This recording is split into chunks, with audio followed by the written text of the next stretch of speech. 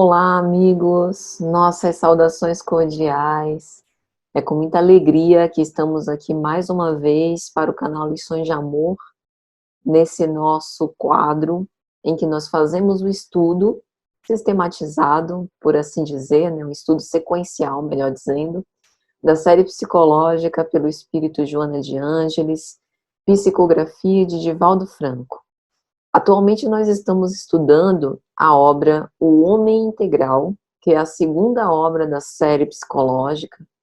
Os nossos vídeos de estudo da obra Jesus e Atualidade já estão disponíveis no canal Lições de Amor, numa playlist específica. E hoje nós vamos adentrar no quarto bloco. Essa divisão em blocos é uma divisão das edições mais novas do livro, né? Esse quarto bloco é intitulado O Homem em Busca do Êxito, e o capítulo que nos vai servir aqui de objeto de estudo é 14, Insegurança e Crises. Um capítulo que nos traz reflexões muito especiais. Então, sejam todos muito bem-vindos. Nós iniciamos o nosso estudo desse livro, O Homem Integral, no dia 3 de janeiro, né? E a gente começa aqui a fazer algumas reflexões voltadas para a psicologia espírita. Não é nosso propósito fazer um curso teórico ou de formação sobre psicologia ou psicanálise, ou ainda fazer aqui uma psicoterapia de grupo. Os vídeos que, assim, muito modestamente, né, a gente faz alguma reflexão sobre os temas que Joana nos traz, não substitui a psicoterapia ou análise individual de modo algum, né, mas a gente espera que sirva para clarificar alguns pontos do entendimento, gerando inclusive outras reflexões nossas particulares. O link da obra se encontra na descrição desse vídeo e também pode ser adquirida a obra pela editora Leal, né, ligada à Mansão do Caminho, do médium Divaldo Franco. Então, o nosso propósito aqui é estudar psicologia espírita, ou seja, o estudo do espírito, que nós temos aqui por objetivo convidar a todos, inclusive nós mesmos, porque também estamos nesse processo, para o nosso amadurecimento psicológico e evolução espiritual. Então, fiquem à vontade para enviar seus comentários, perguntas, colocações pelos canais, né, de divulgação do Lições de Amor, como, por exemplo, o campo de comentários do vídeo, né, pelo Instagram, pelo Facebook, pelo grupo no WhatsApp que a gente tem, né, do canal Lições de Amor. Pedimos apenas que, sempre evitando detalhes da vida pessoal própria ou de outrem, né, para não gerar constrangimentos. E estes comentários, quando houverem, nós sempre abordaremos no início de cada vídeo, né? Então, todos estão convidados para essa reflexão em torno do Evangelho e suas lições de amor, como disciplina, autopercepção e perseverança no bem. Então, meus amigos, para começar, né, vamos fazer a nossa prece inicial, com o objetivo de nos aclimatar psiquicamente, nos acalmar.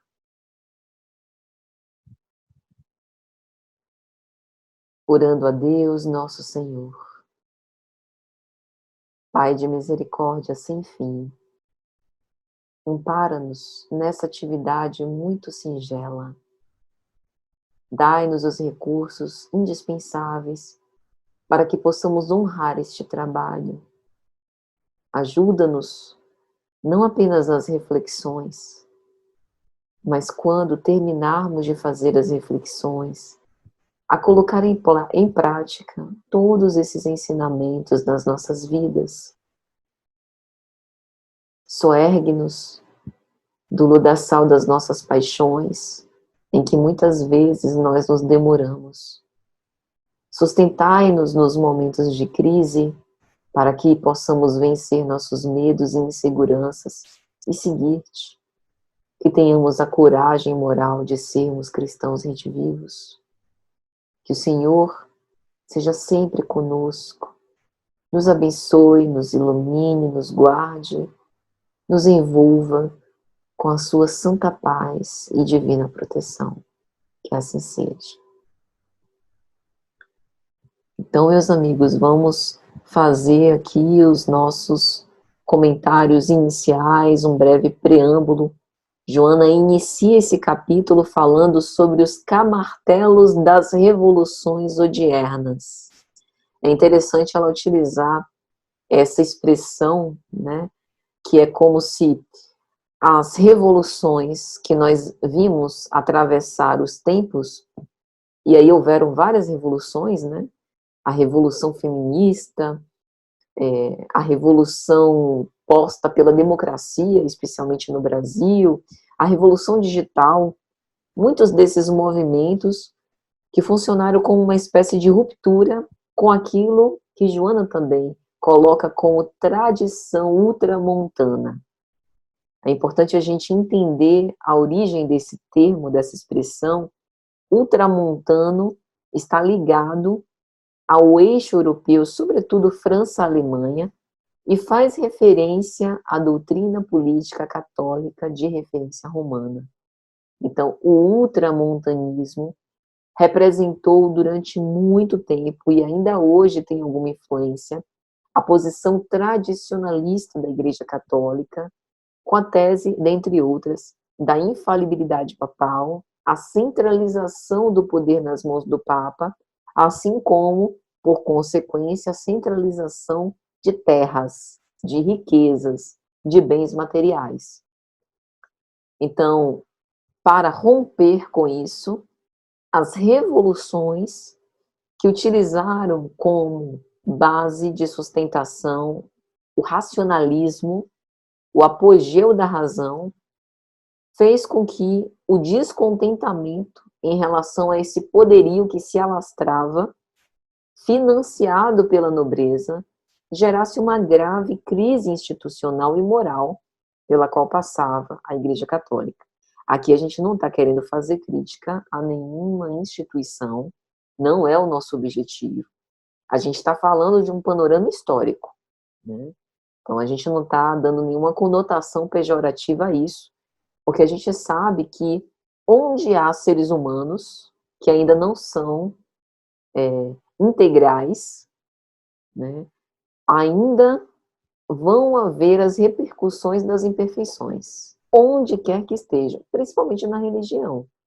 A gente viu no capítulo anterior, de número 13, religião e religiosidade, que essa identificação com Deus, que é a religiosidade ou espiritualidade, não necessariamente pressupõe estar dentro de uma religião. E há muitos que estamos dentro de uma religião que não necessariamente refletimos na nossa vida ética, na nossa vida moral, aqueles ideais ou valores que nós esposamos, ou pelo menos que nós defendemos publicamente. Então, mediante toda essa conjuntura da igreja, esse poderio coercitivo, castrador, né, punitivo, que falava sobre penas eternas, sobre a necessidade de fazer pagamentos para ter um lugar no céu, a venda de indulgências, né, dentre outros descalabros que a gente acompanhou na história, a reforma, falando aqui especificamente da reforma protestante, por exemplo, visou se opor a esse movimento, estimulado pelo pensamento crítico e não dogmático. Então a gente tem a célebre figura de Martinho Lutero, que defendia, dentre outras coisas, que a única autoridade a ser seguida era a palavra de Deus, a palavra da Bíblia, e que isso deveria ser traduzido para um idioma que as pessoas pudessem compossar, porque à época de Lutero, os escritos bíblicos faziam parte do poderio da igreja e quase sempre estavam em latim, que era um idioma que poucos conheciam, né? Então, deveria haver um movimento de popularização da mensagem divina, com o objetivo de que nós pudéssemos ter insumos para vencer as nossas crises, os nossos conflitos, né? E também para que a gente tivesse liberdade de não ser cativo daqueles que se colocam como intermediários, né, perante Deus, e que em muitas ocasiões, nesse caso específico da Igreja Católica, utilizavam a figura do Papa, né, como aquela representação máxima do sacerdote terreno que faz essa ponte com Deus para locupletar-se. né, espoliar os bens dos outros. Quem conhece a história do Império Romano, parecia até que eles estavam querendo competir com os grandes conquistadores do Império Romano. Então, esse movimento, ele precisava mesmo de um ato revolucionário para mostrar a insatisfação e quebrar esse regime.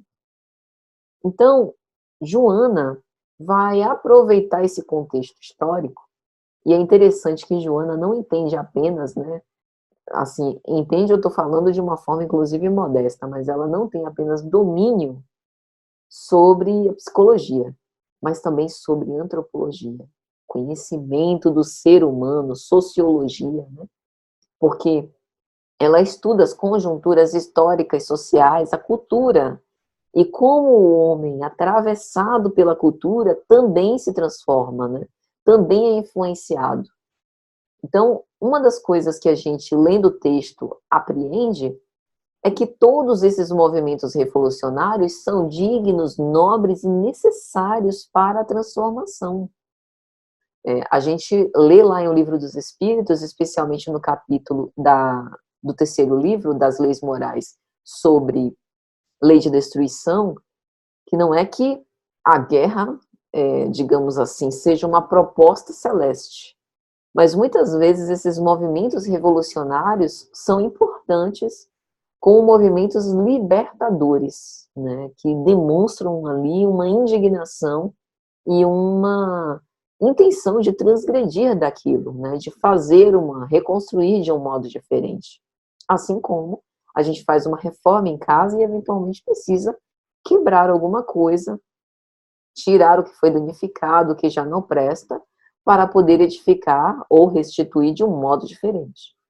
Então, esses movimentos de transformação são muito dignos, nobres e necessários, mas, desde que encetados por indivíduos engajados e preocupados em estruturar uma realidade mais nobre.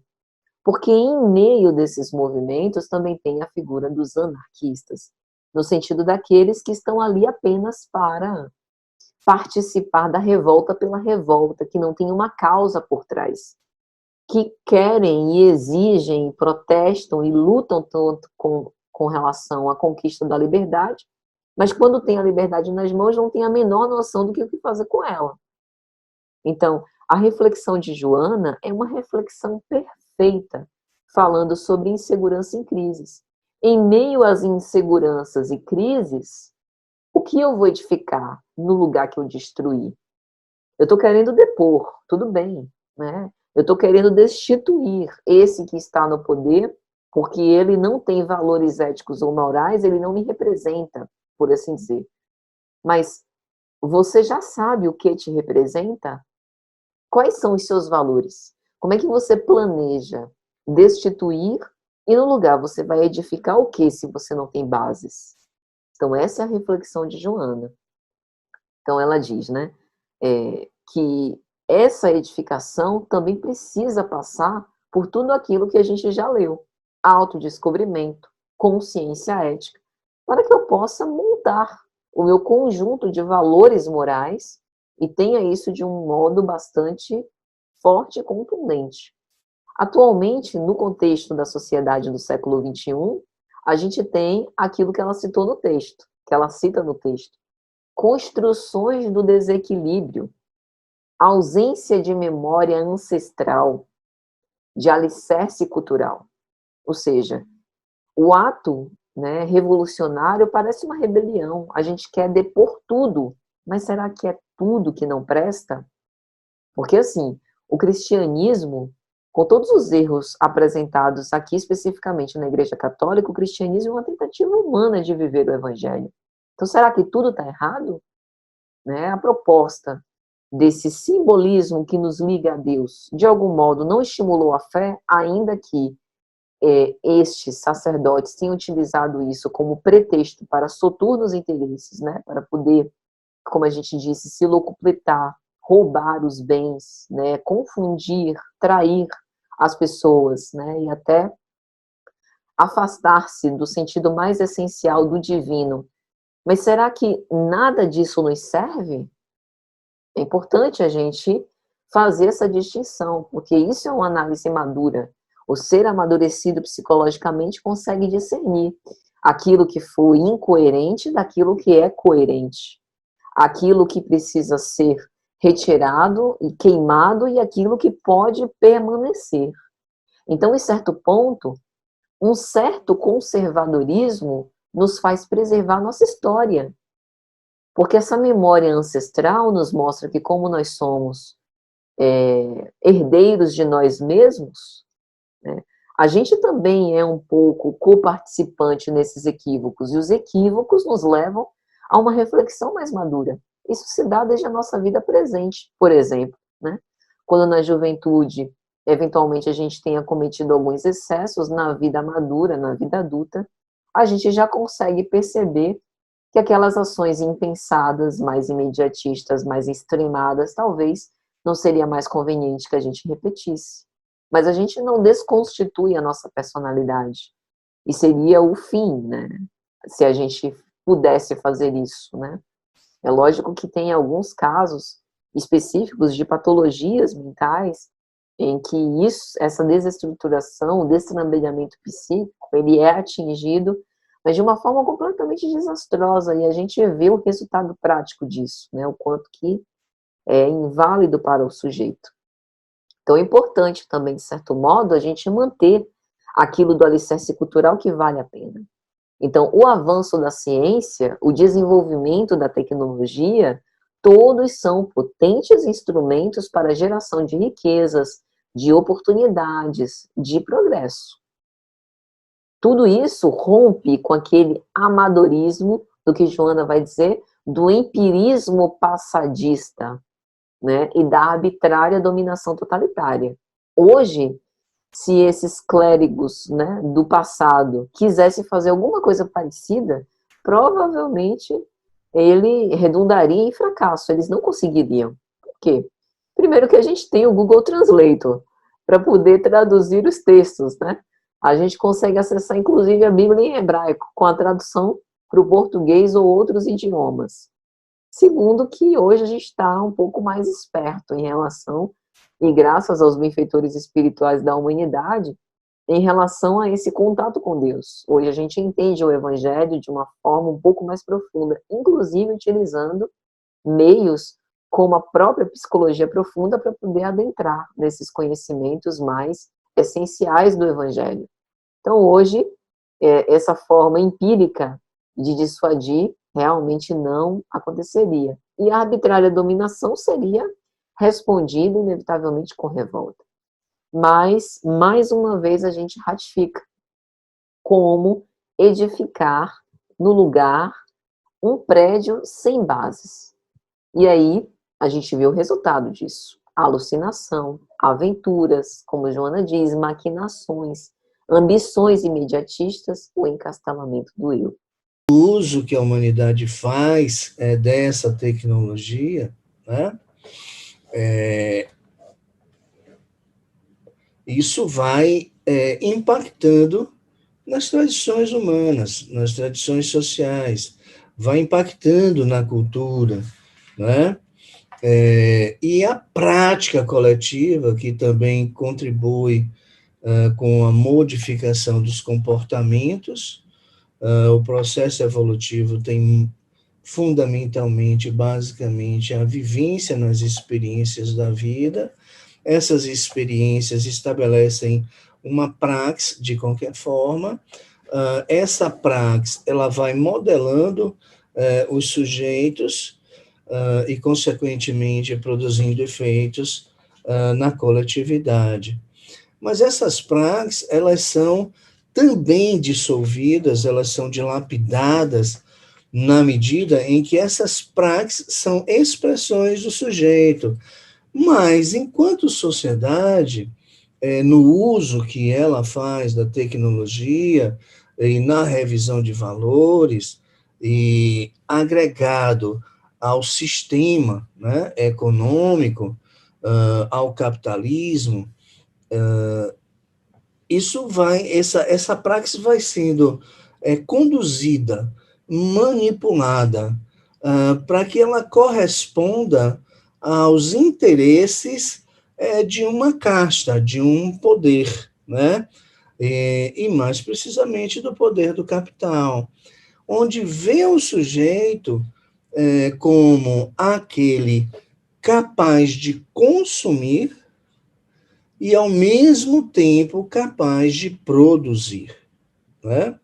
Então, quando se tenta recuperar a saúde de um indivíduo, não é por uma razão meramente de humanidade ou de caridade, é porque ali está, muitas vezes, um consumidor e um produtor de objetos de consumo.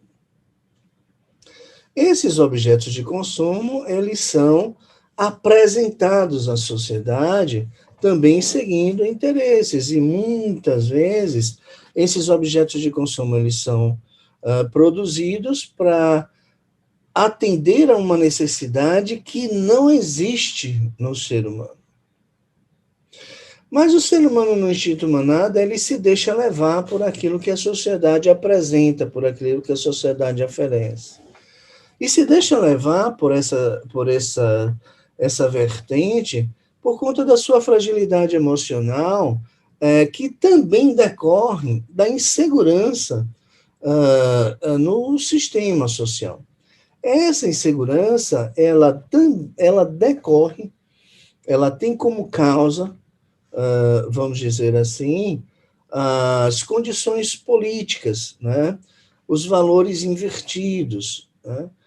O desmando, a ausência de um poder de controle, controle no sentido de preservação da lei e da ordem, para fins do bem-estar da coletividade.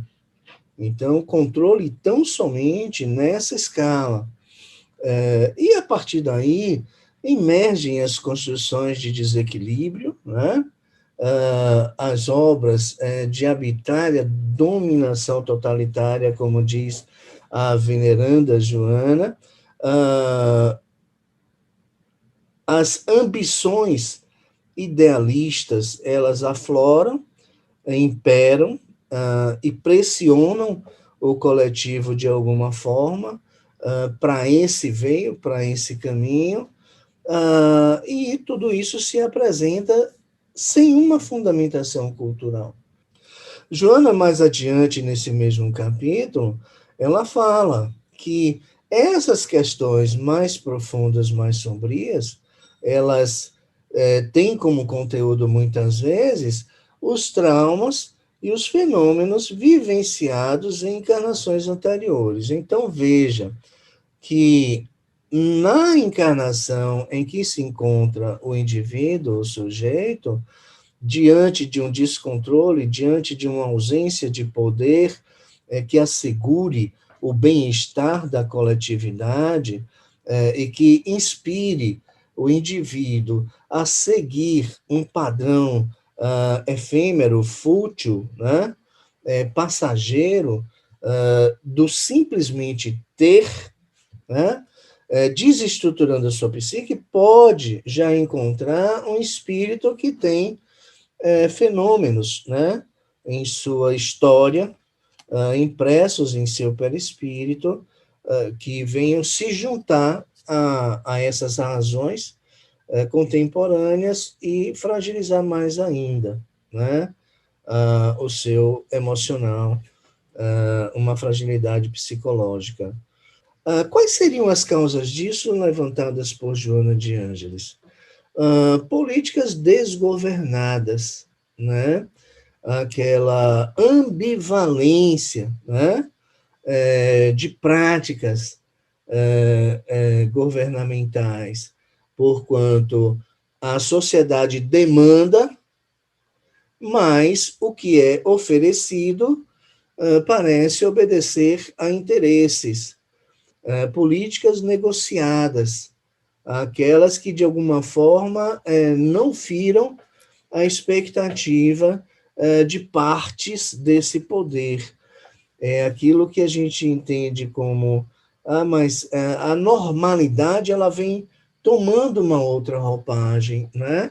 E o que seria esse normal que nos faz entender que é a normalidade, é aquele status quo do momento. A norma, ela geralmente é estabelecida por quem tem o poder. Se é esse poder que estabelece a norma, que diz o que é normal, obviamente esse normal, essa norma atenderá aos interesses desse poder, colocando o sujeito num outro polo. Essa prática política, ela se apresenta separatista, porque coloca bem claramente nós e eles. Quando o propósito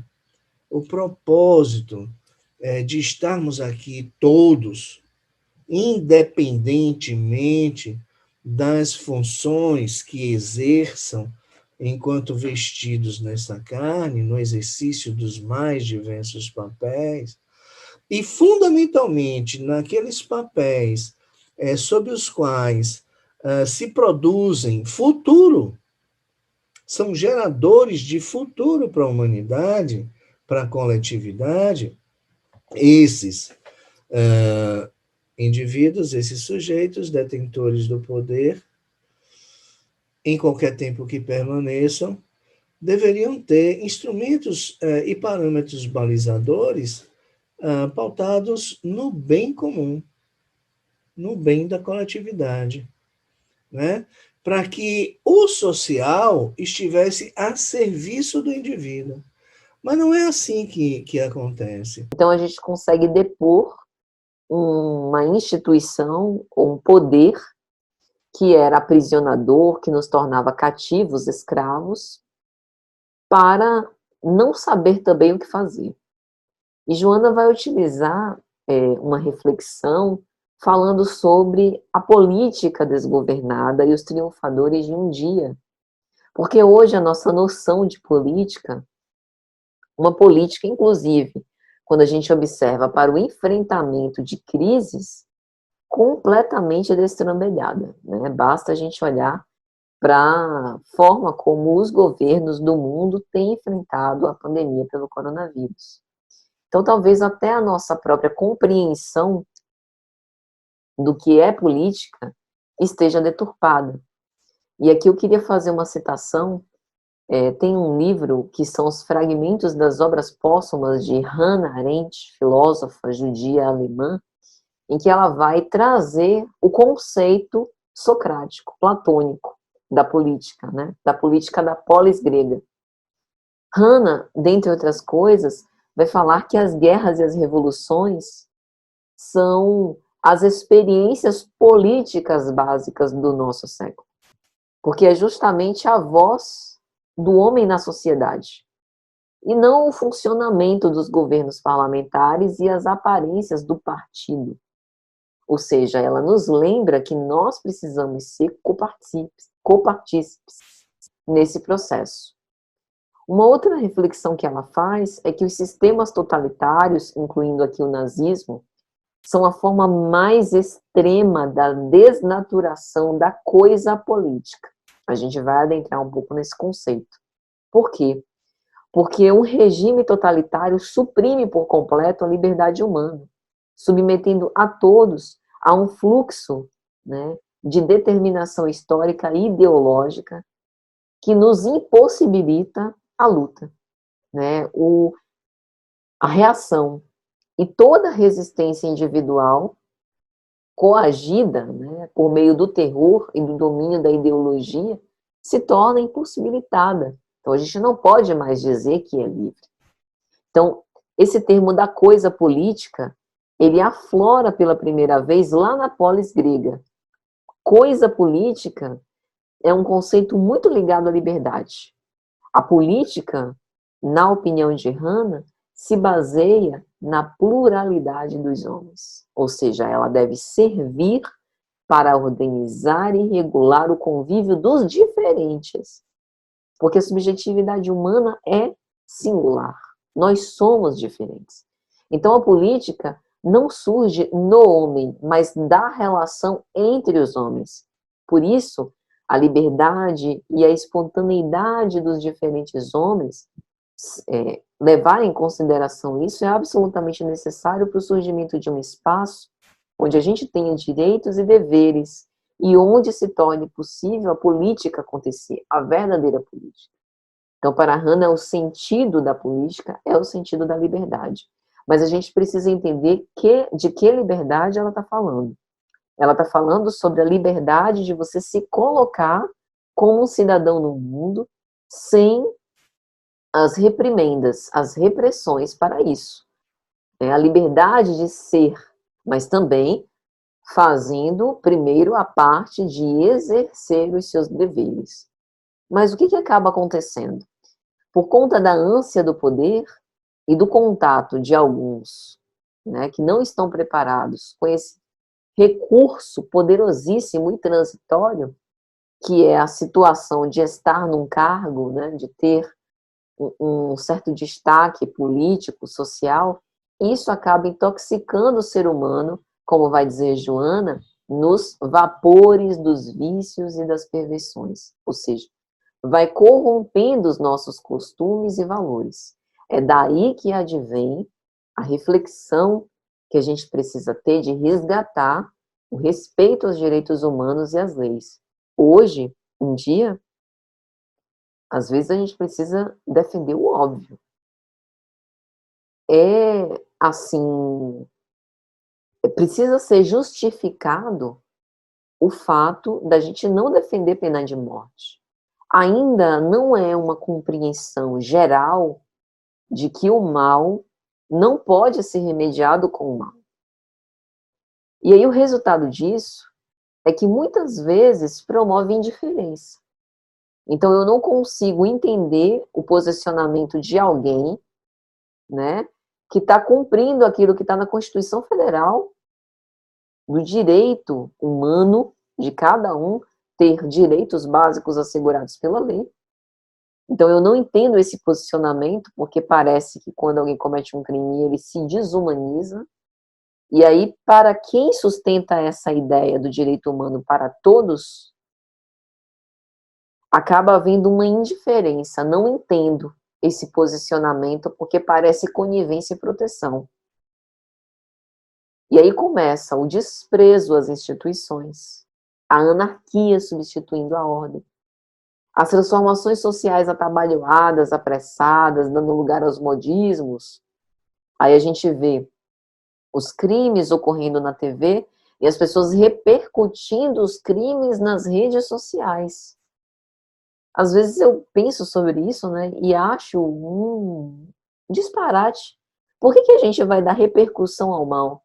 A gente precisa fazer uma transformação daquilo, convertendo, né, não apenas renoticiar os absurdos, as truculências, as psicopatias que sejam, mas mostrar qual o aprendizado que a gente tem que tomar daquilo, como proteção própria, como proteção dos vulneráveis, para resguardar a nossa sociedade de novas manifestações. Então não é apenas falar por falar, mas como falar. Então a gente vê que os velhos dogmas acabam ressomando nas nossas consciências numa intransigência, numa intolerância que também não nos leva a lugar algum. É bem verdade que a indignação ela é necessária para que a gente possa romper com aquele cativo. E aquele que é cativo, né, não consegue experimentar a sua liberdade, não pode ter espaço para o que a gente viu sobre o autodescobrimento, a consciência ética e a religiosidade, a busca da sua realidade. Mas também ele precisa estruturar a sua ética, né? E é justamente da falta da estruturação da sua ética que a insegurança é alimentada. Essa sensação de segurança e a dificuldade de enfrentamento das graves crises ficam mais intensas e pungentes. O efeito disso são direitos humanos literalmente vilipendiados. Os incumbidos de defender os direitos humanos, de assegurar que os humanos tenham os seus direitos preservados. E direitos básicos, direito à saúde, direito à educação, direito à locomoção, direito ao bem-estar, direito à satisfação das suas necessidades básicas, direito à educação, direito ao progresso, né? Direito à segurança. E aí, esses objetos de direitos humanos, eles estarão ameaçados na medida em que os governos estejam estáveis, em que os governos reduzam as suas ações aos benefícios de uns poucos, em que o sistema do capital conduz o indivíduo a produzir o efeito multiplicador para ele mesmo. Então, obviamente, esses direitos, eles são cerceados, eles são castrados, eles são vilipendiados. Mas o que faz a veneranda se estarrecer e se dignar nas entrelinhas desse capítulo é que esse vilipêndio a esses direitos são promovidos exatamente por aqueles que deveriam assegurar e proteger e preservar, né? Então, veja que esses direitos humanos usurpados, feridos, eles o são exatamente por aqueles, em princípio, cuidadores, selecionados pela própria sociedade e a eles dado o poder de assegurar de volta os benefícios dos quais eu preciso para sobreviver, não só sobreviver, como também evoluir e me transformar, né? Além disso, as causas, dentre as causas trazidas por Joana, estão também o desrespeito às leis. E muitas vezes, observe, as leis elas são feitas em função dos fatos. A produção de leis, a geração de leis, muitas vezes, na sua grande maioria, elas são reativas, né? Então, depois dos fatos, nasce o direito. Se a gente observar desde a história do direito, isso se confirma. Então, os legisladores que, em função dos fatos, legislam, estabelecem e criam as leis, reguladoras dos comportamentos para bem das relações coletivas, são os primeiros, muitas vezes, a desrespeitar essas próprias leis, né? Isso esteve mais evidente em determinadas épocas da humanidade, mas está presente contemporaneamente praticamente em todas as nações. Expandir a consciência torna o sujeito mais crítico sobre si mesmo. Lembremos que o julgamento final trazido pelas religiões, onde os pecados serão julgados e o resultado desse julgamento destinará a alma ao céu, ao purgatório ou ao inferno, é a nossa própria consciência. Então, é preciso muita coragem para expandir a consciência, porque a expansão da consciência pode me levar a ver as maldades que eu faço com a própria sociedade, com o coletivo. E diante dessa iminência, dessa possibilidade, eu não quero. O ego não deixa. E nós continuamos a insistir em legislar em causa própria, né? Ou nos apegarmos ao poder.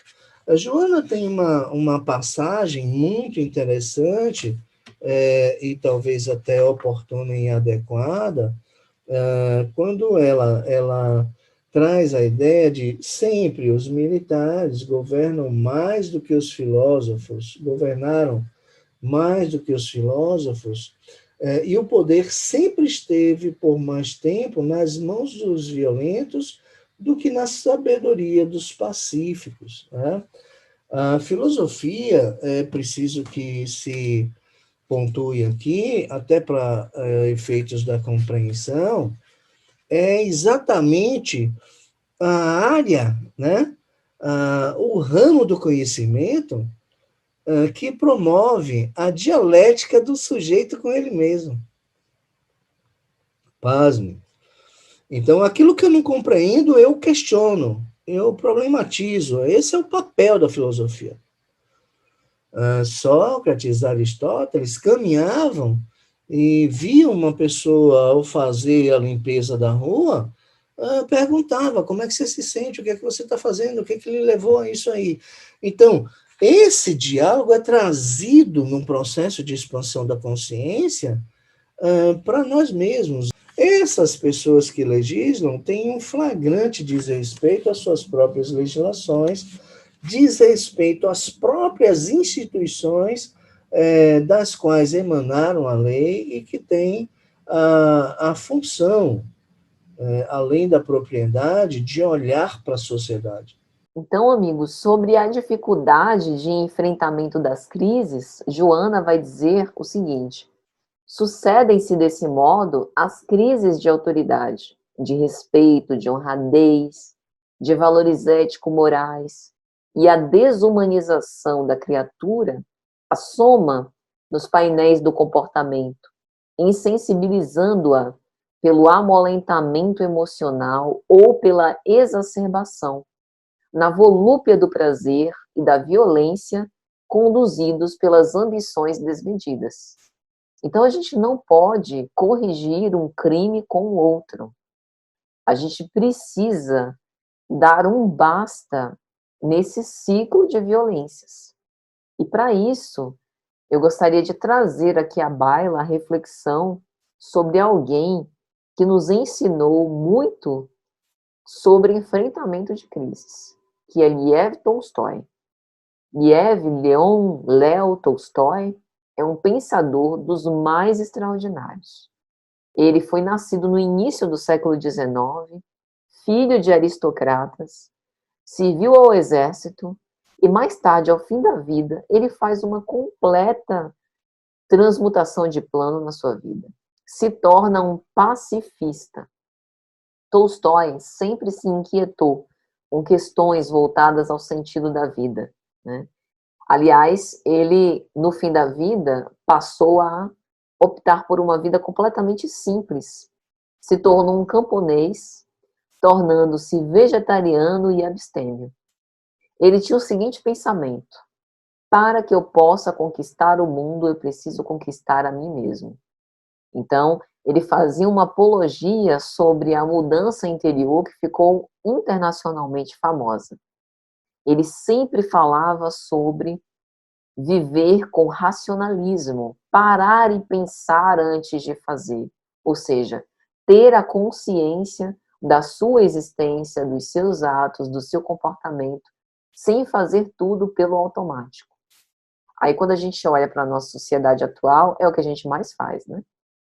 A gente basicamente parece hipnotizado pelas telas que nos puxam ali para as redes sociais, e aí a gente fica, né, passando stories, deslizando barra de rolagem para ver o feed de notícias, comentando, curtindo a situação postada pelos outros, né, as manifestações dos outros, fazendo também as nossas próprias manifestações, sem nenhum tipo de preparação prévia para ver aqueles conteúdos, para que a gente possa reagir criticamente a eles. Qual o resultado disso? Todos têm uma vida completamente feliz e perfeita. Só a minha é uma vida completamente desanimada e triste, sem a menor perspectiva. Olhe quantas vidas felizes entre aqueles que são os meus amigos, que mostram, exibem uma situação muito melhor do que a minha. Eu gostaria de atingir esse patamar, mas não consigo. Esse pensamento, essa reflexão é fruto do automatismo, de não ponderar sobre os conteúdos que vê. Nós temos uma facilidade muito grande de introjetar coisas. Se a gente lê uma determinada né, frase, citação, na nossa barra de rolagem, o automatismo nos faculta ser mais influenciáveis, quase como se fosse o hipnotismo. Então a gente precisa manter esse racionalismo o tempo inteiro. Jesus já dizia, vigiai e orai. E isso a gente precisa fazer enquanto nós podemos, dizia Tolstói. A base do seu pensamento, né, ele que dizia que as maiores forças que poderiam haver é o tempo e a paciência, a base do seu pensamento está nessa consciência ética do indivíduo. Essa expressão dele está na obra célebre Guerra e Paz. Então, a paciência vem pela experiência, pela perseverança, pela obstinação pacífica, pelo fato da gente não desistir. Quantos começam um tratamento psicoterapêutico, param no meio do caminho, iniciam uma nova dieta, mas interrompem porque querem resultados muito rápidos, começam a fazer uma rotina de exercícios, mas sentem as dores do pós-exercício e se sentem desestimulados, optam por uma determinada carreira, mas perante as primeiras dificuldades, não, isso daqui já está demais para mim, muito complicado, já não quero saber, ficou desinteressante. Então, o grande problema é que a gente julga tudo e a todos pela nossa ótica e pelo nosso tempo. A gente quer usufruir do bônus, mas não do ônus. E isso é bem caricato nas redes sociais. Torna as redes sociais um tribunal virtual da vida alheia. Eu não sei se vocês já pararam para ter experiência de entrar no Instagram, nesses canais de notícias, aqui em Salvador, por exemplo, à tarde, Correio 24 horas, sem querer fazer propaganda, mas já fazendo, né? Canais de notícias, Bahia Notícias, Metrópole, Metro 1, canais de notícias que em qualquer estado, cidade tem. Por curiosidade, parem para observar os comentários nas reportagens. Façam uma pequena amostragem, uma reportagem que traduza uma grande realização, como, por exemplo, menino da periferia consegue tirar a nota máxima na redação do Enem. E peguem uma outra notícia do tipo, pai e mãe são responsáveis por torturar o filho até a morte.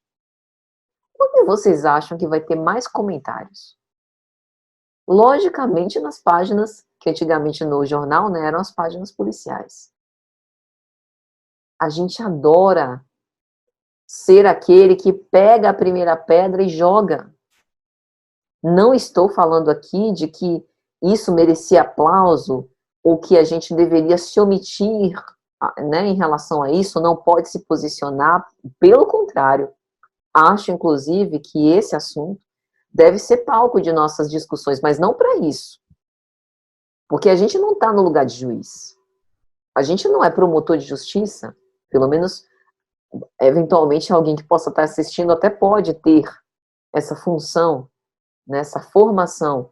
Mas eu estou falando grosso modo. Naquele momento específico, quando a gente faz aquele comentário, a gente não está investido de um poder de justiça. Então, Tolstói refletia sobre isso. E olha que ele não acompanhou as redes sociais, né? Um profeta. No fundo, nós não temos a menor noção sobre o que é nobre e o que é ignorante na vida, porque nós nos desconhecemos. Então, naquele momento que a gente tece um comentário dizendo pena de morte para esses pais, a gente deveria parar um pouco e entender o quanto de nós tem naquele comentário. O quanto de nós tem naquele comentário. O quanto que a gente está demonstrando ali, claramente, posturas não cristãs. Então, conhecer a nós mesmos é salvador, principalmente para o enfrentamento das crises. Porque isso que eu estou falando pode parecer assim, Patrícia, mas você está querendo dizer que a gente não vai poder mais comentar nada, vai assistir o jornal e vai ficar que nem, né, em silêncio, sem poder tecer a nossa opinião? A opinião deve ser manifestada. Mas a reflexão que a gente está querendo dizer e que Joana nos traz é que esse tipo de comportamento repetido, reiterado, difundido, gera uma espécie de prazer-vingança. Ou melhor, vingança-prazer, como Joana diz em Jesus e Atualidade. E a gente introjeta isso porque já faz parte do nosso comportamento. E aí, nas crises, a gente desconfia das pessoas, nos arma contra elas, ficamos numa postura de agressividade sistemática, já na defesa. Não damos porque queremos receber. Aí começamos a fazer chantagens emocionais. Ficamos com um comportamento esquivo ou evitativo sem usufruir das relações, do companheirismo, da orientação saudável. Esses clichês ficam marcados na nossa tela mental. E a gente precisa quebrar isso, vencer isso. O vocábulo crise, etimologicamente, vem do latim crisis, que significa momento decisivo. Então, momento decisivo, que vem do grego crisis também, né, com K, significa decisão. Desde Hipócrates, o chamado pai da medicina, ele já empregava crise nesse sentido. É um momento de decisão, de como a gente vai se comportar, qual caminho a gente vai escolher.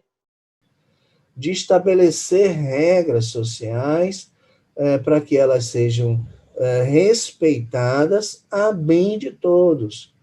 Isso implica em impor a renúncia quando o interesse é do coletivo, né?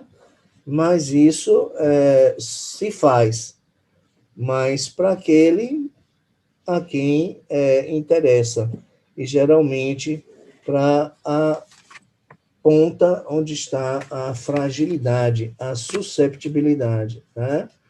Porque quando essa norma que estabelece o bem-estar encontra um infrator do poder, essa norma ela não se aplica, né? E isso leva a uma anarquia que substitui a ordem basilar, né? E leva a transformações sociais e nascem ideais liberais revolucionários, mas esses ideais revolucionários trazidos por Joana são exatamente aqueles que levam o homem, que conduzem o homem a aceitar, a fazer alianças, né? A fazer alianças com aquele poder destruidor, muitas vezes, né? Isso gera ódio, isso gera uma produção de estratégias equivocadas, quando, na verdade, deveriam trazer exatamente o contrário, né? Essas estratégias, elas nascem, são construídas pela sociedade para sobreviver de alguma forma ou para se beneficiar também de alguma forma, né? Joana traz a figura das circunstâncias externas com as quais o ser humano precisa, na verdade, aprender a conviver. Essas circunstâncias externas, elas produzem fenômenos que precisa encontrar um sujeito capacitado a se relacionar com eles, né? E aí é o que ela traz como o que espera, né, do ser humano, do indivíduo no processo de evolução. Precisamos de indivíduos que se tornem capazes de se relacionar consigo mesmo, é o primeiro ponto, né? De conviver consigo mesmo, de se relacionar consigo mesmo. Tem uma parte do processo evolutivo que é introspectivo, que passa pela necessidade da solitude, do encontro consigo, para desenvolver exatamente essa dialética, esse processo de avaliação, o que sinto, O que estou fazendo aqui? Qual é o sentido da minha vida? Qual é a minha vocação? Qual é a minha missão? O que é que o mundo precisa? Essa perguntinha nós precisamos trazer para cada um de nós. Né? E são essas reflexões que estruturam o sujeito para um enfrentamento, para a transgressão. A transgressão na medida de dizer não, a minha vocação não é essa, não estou aqui para submeter a minha alma, para cercear a minha essência, para silenciar a minha missão. E Joana mostra que por falta disso no indivíduo, no ser humano, e não fomos criados para isso, nós fomos criados para uma submissão, principalmente o masculino, de quem se cerceava ao sentimento, a expressão dos sentimentos, em que esses sentimentos precisariam ser engolidos, né? E Joana traz como um propósito, ou como uma solução, uma proposta para se rever esses pontos, porquanto se precisa de indivíduos que possam conviver com a sua própria solidão, né? E que não se revoltem com ela, mas que aprendam a conviver com essa solidão, aprendam a conviver com seus momentos limitantes, com as suas limitações, aprendam a conviver com as suas ansiedades. Vamos deixar bem claro que não é simplesmente nos submeter sem analisar essa ansiedade. O que excede? O que me paralisa dessa ansiedade? O que produz sintomas? O que alimenta a angústia? Né? Mas, assim, quando Joana traz isso, e propõe também administrar em proveito próprio do crescimento, o amadurecimento e a própria estruturação, conviver psíquica e conscientemente com os seus problemas, sem máscara da fantasia, da aparência e da posse, estruturando-se para o enfrentamento, para as relações sólidas e perenes. Joana traz com isso aquele indivíduo que tenha consciência dessa sua realidade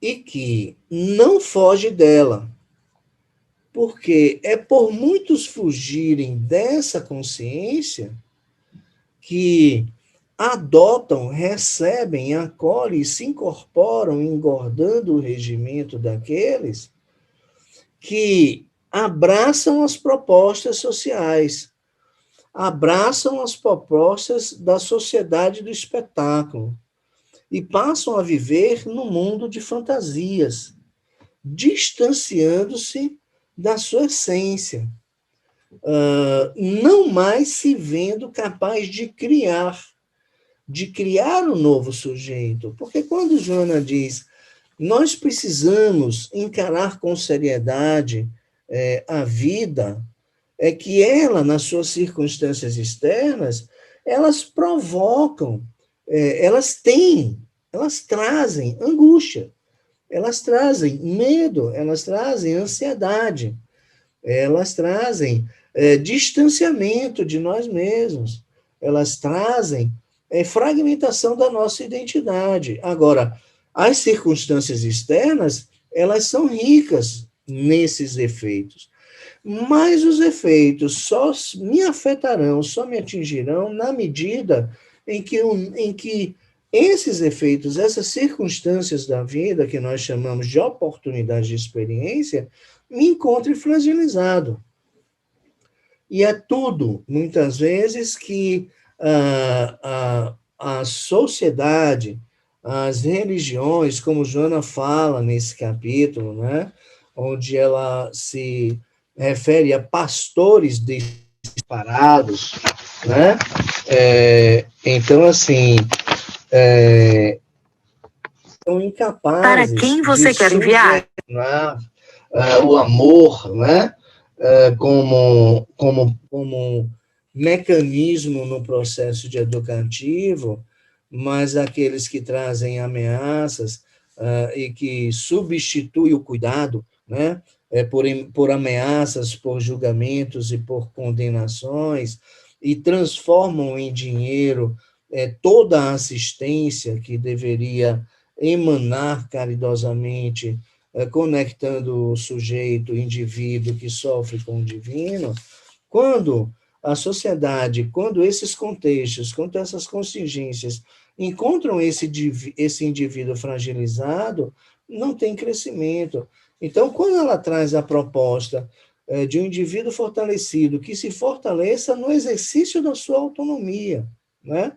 Não é se fortalecer dependendo do outro, dependendo que as circunstâncias sociais sejam favoráveis para que eu possa me estruturar. Não, eu me estruture, ainda que o contexto seja ameaçador, ainda que o contexto seja construído pelo poder que defende os seus próprios interesses, ainda que esse contexto me tenha dentro dele como um menos favorecido dos direitos, cerceados nos direitos humanos, ainda que por mais basilares. Então, ela chama, quando ela diz conviver consigo mesmo, conviver com a solidão, conviver com os seus limites, com as suas incapacidades, com a sua incompletude, ela chama o sujeito ao exercício da sua autonomia, para reconhecer-se e afirmar-se esse, mas que apesar de ser assim, que nós não nos permitamos permanecer susceptíveis a esse conclamo de uma sociedade fantasiosa, de uma sociedade do espetáculo, onde simplesmente eu não sou mais convocado a ser, a me desenvolver, a ser crítico, a desenvolver o meu intelecto, expandir a minha consciência, buscar em mim a minha vocação, a minha vocation, a missão do Espírito, e que precise servir e incorporar nesse regimento, engordando essas fileiras daqueles que, no instinto manada, seguem numa mesma direção, apegados a, a, apegados ao endeusamento de sujeitos que são seguidos por comportamentos fúteis, são seguidos porque fazem apologia às futilidades. Então, a proposta de Joana, quando ela traz esse tema de insegurança e crises, é trazer a ideia do ser humano inseguro por conta dessas crises que são causadas pelos desgovernos, pela ausência da preservação dos valores morais, por uma destruição da prática, né, da cultura, da própria filosofia, e simplesmente produzir sujeitos enfermos, frágeis, mas ela mostra que temos os recursos necessários para, exercendo a nossa autonomia, nos fortalecermos e preservarmos-nos, protegermos-nos, exercendo a capacidade de transgredir aqueles interesses meramente capitalistas. Já caminhando para as nossas considerações finais, qual é o desafio do homem em busca do êxito? Joana vai dizer que a crise de autoridade responde pela corrupção em todas as áreas, sob a cobertura daqueles que deveriam zelar pelos bens públicos e administrá-los em favor da comunidade, pois que para tal se candidatarem aos postos de comando, sendo remunerados pelos contribuintes para este fim. Então, essa crise de autoridade não diz respeito apenas a uma anarquia, né, que está querendo se rebelar contra o poder, mas diz respeito, sobretudo, à corrupção, e aqui a corrupção no seu sentido mais amplo, que é conspurcar o dever do zelo pela coisa pública, pela coisa política. Então, quanto aqueles que têm o poder nas mãos deveriam administrar e zelar pelos bens públicos a favor da comunidade, pois eles foram postos ali pelo povo, pressupondo aqui um regime democrático, para representá-los, quando isso não acontece, dá-se uma crise e isso tem uma série de repercussões. Então é importante a gente observar que essa situação, né, da crise instaurada, ela acaba impactando o homem de algum modo, nessa sua busca pelo êxito, dando maus exemplos, por exemplo, a desonestidade seja velada ou exposta, a miséria econômica e moral, tudo isso são referências, pense bem, para alguém que não tem esses valores éticos e morais muito bem estabelecidos, são referências completamente desestruturantes e revoltantes. Então, as reações disso, para que nós possamos, né, desenvolver uma realidade de coisas diferente, nós deveríamos construir um modelo ético mais consistente.